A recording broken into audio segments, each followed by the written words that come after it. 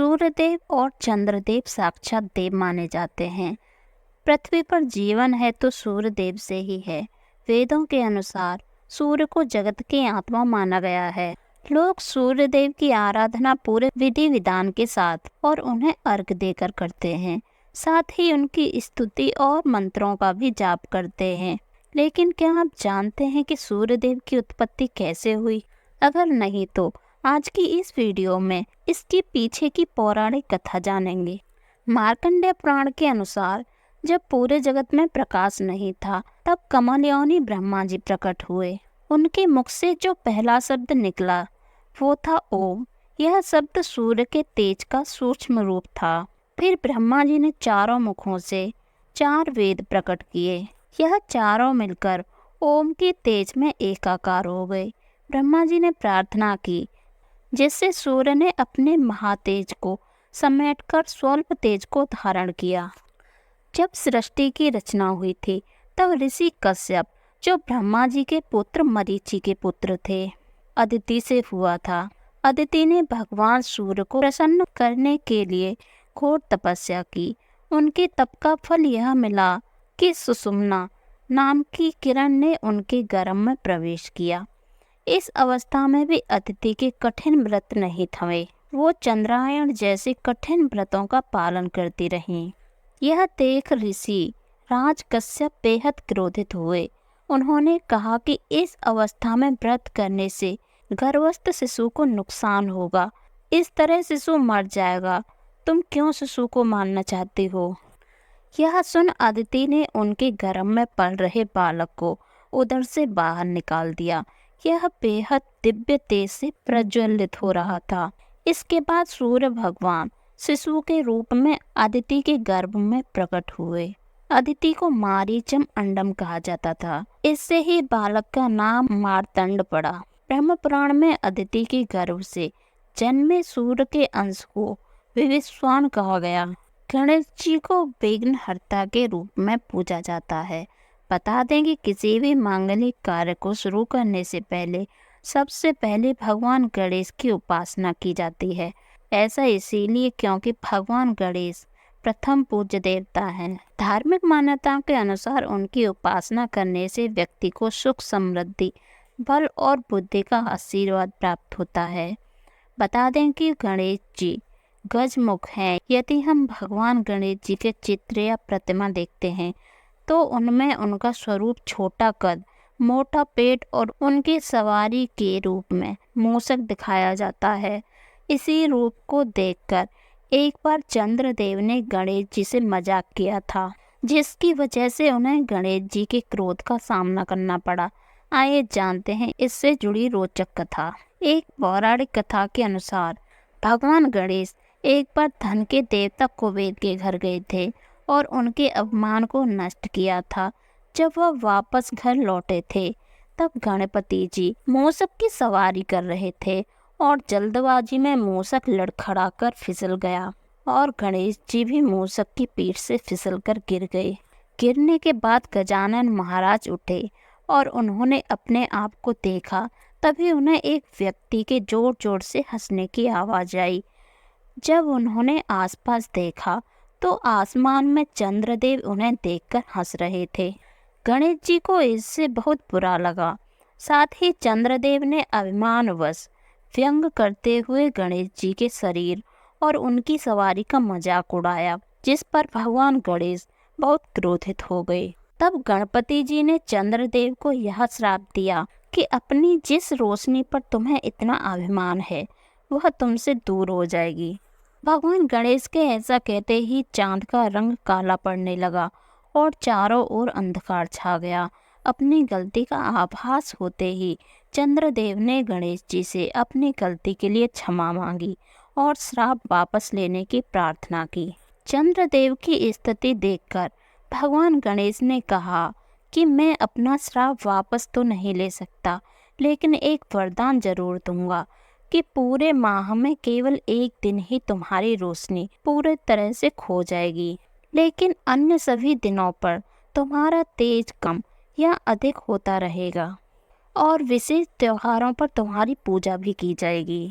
हिंदू धर्म शास्त्रों में वर्णित पौराणिक कथाओं के मुताबिक माता पार्वती की गोद भराई का महोत्सव बड़े धूमधाम से मनाया गया, जिसे देखकर देवराज इंद्र ने वरुण देव, यक्ष और गंधर्वों से प्रसन्नता व्यक्त की। परंतु ताड़कासुर द्वारा माता पार्वती की हत्या का बार बार प्रयास किया जाने को लेकर देवराज इंद्र पहले से ही चिंतित थे। परंतु इस बात को लेकर उनकी चिंता और बढ़ गई कि अब ताड़कासुर माता पार्वती की हत्या का प्रयास और तेज कर देगा, क्योंकि वह किसी भी कीमत पर अपने काल को जन्म नहीं देने देना चाहता था। देवराज इंद्र ने कहा कि 5 देवता कैलाश पर्वत पर जाकर यहाँ ताड़कासुर की निगरानी रखेंगे, ताकि वह माता पार्वती तक न पहुँच सके। इसके लिए 5 देवता 5 कबूतर का रूप धारण कर कैलाश पर्वत पर विचरण करने लगे। इन कबूतरों को देख महादेव और माता पार्वती आश्चर्य में पड़ गए। कबूतर रूपी 5 देवताओं ने यह देखकर अपने वास्तविक रूप को बताते हुए इसका कारण बताया। परंतु इसी वार्तालाप के दौरान ताड़कासुर कैलाश पर पहुंच गया और इस वार्तालाप को सुन लिया। इस प्रकार ताड़कासुर को यह ज्ञात हो गया कि उस पर निगाह रखने के लिए 5 देवता कैलाश पर मौजूद हैं। इसके पश्चात ताड़कासुर ने एक षड्यंत्र रचा। ये महादेव और पार्वती पुत्र कार्तिकेय के जन्म का समय था। महाराजा हिमालय और उनकी पत्नी कैलाश जाने की तैयारी कर रहे थे। उन्होंने अपने साथ निर्मला दाई को भी ले जाने का निश्चय किया। यही निर्मला दाई माता पार्वती के जन्म के समय भी थी। महाराजा हिमालय ने मंत्री से निर्मला को लाने के लिए कहा। इसी बीच ताड़कासुर को इस बात का पता चल गया कि माता पार्वती के माता पिता निर्मला दाई को कैलाश ले जा रहे हैं। महामंत्री के पहुंचने से पहले ही ताड़कासुर ने निर्मला की कुटिया में पहुंचकर निर्मला दाई की हत्या कर दी और स्वयं निर्मला का भेष बनाकर मंत्री के साथ जाने को तैयार हो गया। इस प्रकार ताड़कासुर कैलाश पर्वत पर पहुंच गया। कैलाश पर्वत पर बच्चे का जन्म होते ही ताड़कासुर ने उसे गोद में उठा लिया तथा माता पार्वती को आराम करने के लिए कहा। जैसे ही माता पार्वती को नींद लगी, वैसे ही ताड़कासुर बच्चे को हिमालय के शिखर पर लेकर चला गया और उसे वहां से नीचे फेंक दिया। ये बालक कैलाश पर्वत पर पहरा दे रहे 5 देवताओं में से एक अग्निदेव की गोद में जा गिरा। बालक बहुत रो रहा था। उसकी आवाज़ सुनकर देवी गंगा वहां पहुंची और उसे अपने साथ लाईं। माता गंगा बालक को रोते हुए देखकर यह समझ गईं कि उसे बहुत भूख लगी है, इसीलिए उन्होंने कृतिकाओं का स्मरण किया। तब इन कृतिकाओं ने बालक को दूध पिलाया। बालक ने सबसे पहले इन कृतिकाओं का दूध पिया, इसलिए माता गंगा ने इस बालक का नाम कार्तिकेय रखा। जब यह जानकारी गंगा को हुई कि यह बालक उनकी बहन पार्वती का है, तो वे बालक को देने कैलाश पर्वत पर गईं। वहां पार्वती को उनका पुत्र सौंप दिया। एक बार की बात है कि नारद जी हिमालय पर्वत पर तपस्या में मग्न थे। तपस्या करते करते उन्हें अनेक वर्ष बीत गए, किंतु उनका ध्यान नहीं टूटा। नारद जी की तपस्या से इंद्रदेव बहुत अधिक भयभीत हो गए। उन्हें लगा कि नारद जी का तप कहीं उन्हें स्वर्ग से विस्थापित न कर दे, क्योंकि नारद जी अनेक वर्षों से निरंतर तपस्या में लीन थे। इसीलिए इंद्र ने कामदेव और ऋतुराज वसंत को बुलाकर नारद जी की तपस्या भंग करने का आदेश दिया। इंद्र का आदेश पाकर दोनों हिमालय पर पहुँचे। वहां पहुंचकर कामदेव ने अपनी सभी कलाओं से नारद जी को अपने वश में करना चाहा। अनेकों प्रयास करने पर भी कामदेव अपने उद्देश्य में असफल रहे, क्योंकि यह वह स्थान था जहां पर भगवान भोलेनाथ ने कामदेव को भस्म किया था। इस स्थान पर कामदेव का कोई प्रभाव नहीं हो रहा था। अंत में विवश होकर कामदेव इंद्र के पास लौट गए। वहां पहुंचकर कामदेव ने सारी बात इंद्र को बताई और बोले, हे देवराज, हमारे अनेक प्रयत्न करने पर भी नारद जी पर कोई प्रभाव नहीं पड़ा। यही नहीं, मुझे देखकर उन्होंने बड़े ही मीठे स्वर में मेरा कुशल मंगल पूछा। अब नारद जी में न तो काम का अंश है, ना ही क्रोध का। उधर जब नारद जी की तपस्या पूरी हुई तो उनके मन में अपार हर्ष था। वो सोच रहे थे कि कामदेव के लाख प्रयास करने पर भी उन्होंने अपने तप को पूरा कर लिया। इसके पीछे का मुख्य कारण का पता नारद जी को नहीं चला। वो यह नहीं जान सके कि उस स्थान पर कामदेव की विजय न होने का मुख्य कारण वे स्वयं नहीं, अपितु भगवान भोलेनाथ थे। तपस्या पूरी हो जाने के बाद सबसे पहले नारद जी कैलाश पर्वत पर गए। वहां पहुंचकर भगवान भोलेनाथ को अपनी कामदेव विजय के बारे में बताने लगे। उन्होंने बताया कि मैंने कामदेव को जीत लिया है। ऐसा बोलते बोलते नारद जी के मन में कब अहंकार उत्पन्न हो गया वे जान नहीं सके। वे यह भी नहीं समझ सके कि कामदेव के पराजित होने का कारण स्वयं भोलेनाथ थे।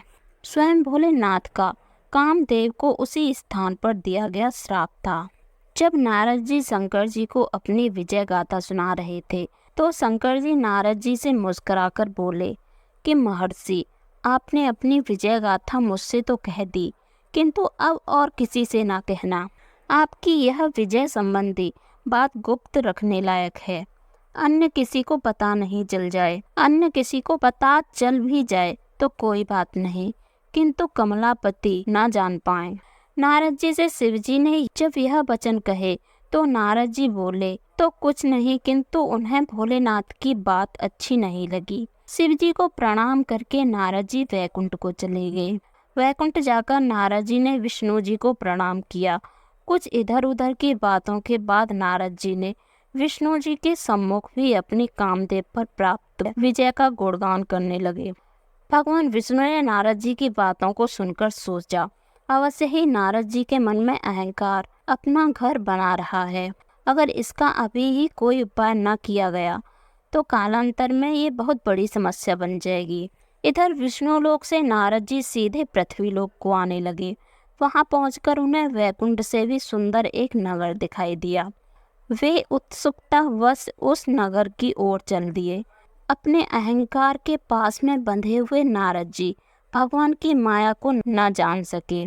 वहां पहुंचकर उन्होंने लोगों से पूछा, भाई यहाँ कोई उत्सव है क्या? तो वहां बैठे लोगों ने बताया कि यहाँ के राजा सील निधि की पुत्री के स्वयंवर का आयोजन चल रहा है। कई देशों के राजा यहाँ आए हुए हैं, उसी का उत्सव चल रहा है। यह सुनकर नारद जी ने सोचा, क्यों न मैं भी इस स्वयंवर में भाग लूं। यह सोचकर नारद जी महल की ओर चल दिए। महल में पहुंचकर राजा ने नारद जी को प्रणाम किया और उन्हें अपने सम्मुख ही आसन पर बिठाकर राजा अपनी पुत्री के भाग्य के बारे में पूछने लगे। तो नारद जी राजकुमारी का हाथ देखकर बहुत आश्चर्यचकित होकर बोले, राजन, आपकी पुत्री तो बहुत भाग्यवान है। यह तो साक्षात लक्ष्मी का ही स्वरूप है। उन्हीं की भांति सर्वगुण संपन्न है।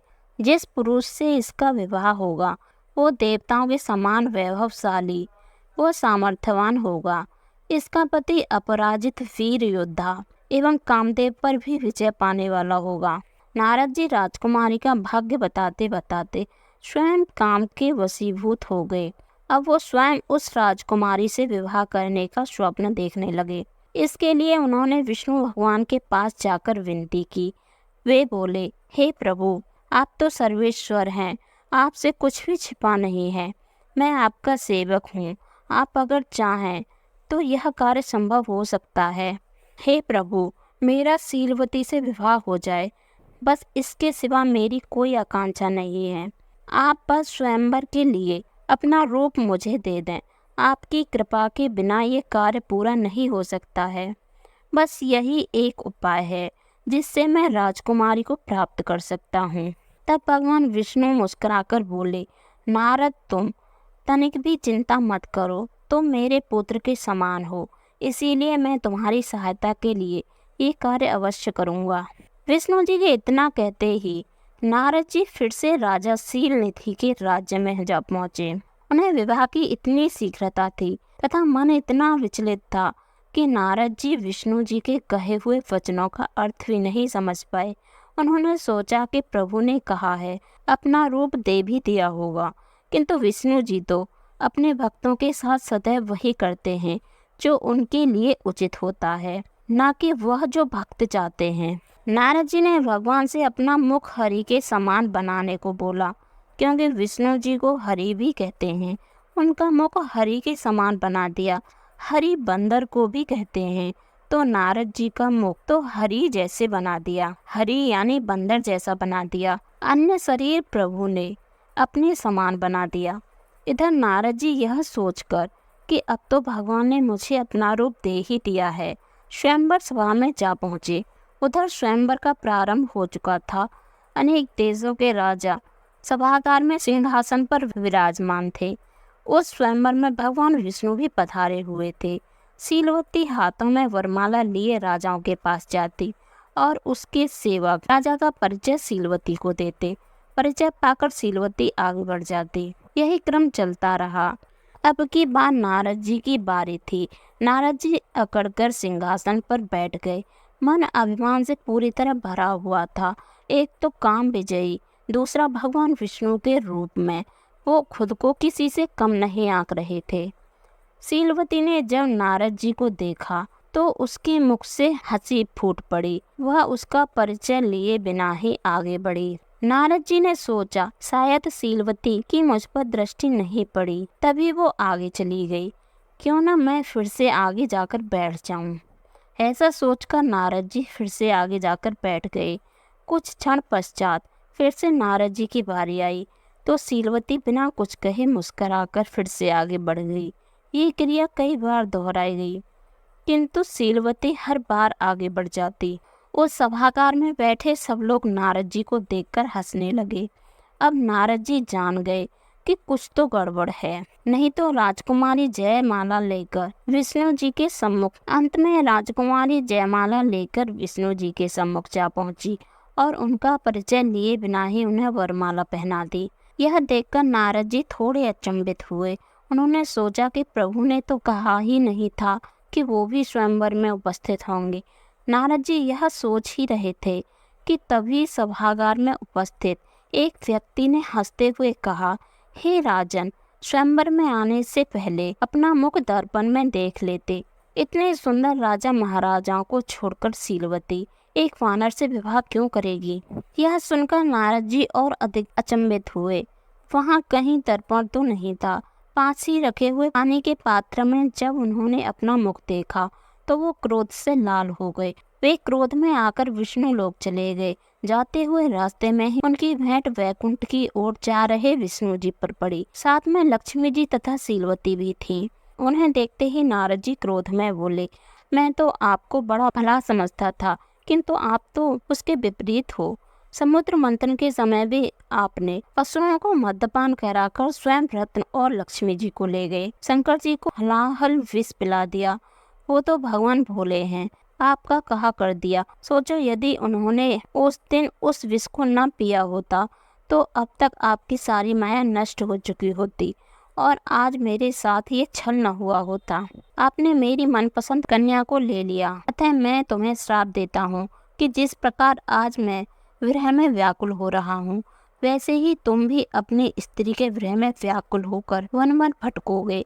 जिस प्रकार मुझे वानर बनाकर मेरा उपहास उड़ाया है, इन वानरों की सहायता से ही तुम अपने कार्य पूर्ण कर पाओगे। जब विष्णु जी ने नारद जी को अत्यंत क्रोधित अवस्था में देखा, अपनी माया का आवरण हटा दिया। जो ही नारद जी के सम्मुख से माया का पर्दा हटा, वहाँ न कन्या रही न नगर रहा। अब नारद जी को सब कुछ समझ आ गया। वे अपनी भूल का पश्चाताप करते हुए विष्णु जी के चरणों में गिर पड़े। नारद जी बोले, हे प्रभु, मुझसे बहुत बड़ी भूल हो गई। मैंने अपने अहंकार के मद में आकर सब कुछ भुला दिया। मुझसे इतना बड़ा पाप हो गया है कि हे प्रभु, मुझे क्षमा कर दीजिए। तब विष्णु भगवान ने उन्हें उठाकर सांत्वना दी। भगवान विष्णु बोले, हे नारद, ये सब मेरी माया का ही प्रभाव था। इस जगत में सब कुछ मेरी ही इच्छा से होता है। जो श्राप तुमने मुझे दिया है उसका भी कारण मैं ही हूँ। हाँ, कुछ समय के लिए तुम अहंकार के वश में आ गए थे। अब मैं अपने भक्त को गलत रास्ते पर कैसे जाने देता, इसीलिए मैंने माया द्वारा तुम्हारा शुद्धिकरण किया था। अब माया और अहंकार कभी तुम्हें छू भी नहीं सकेगा। इतना कहकर विष्णु भगवान अंतर ध्यान हो गए।